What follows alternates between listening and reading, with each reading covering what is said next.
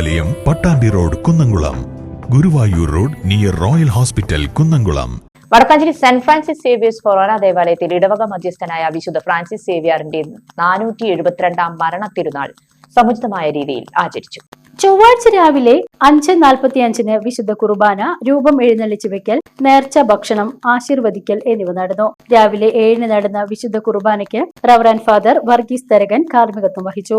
തുടർന്ന് ആഘോഷമായ തിരുനാൾ പാട്ടുകുർബാന, സന്ദേശം, ലതീഞ്ഞ്, നൊവേന, പ്രദക്ഷിണം, തിരുശേഷിപ്പ് വണങ്ങൽ എന്നിവയും നടന്നു.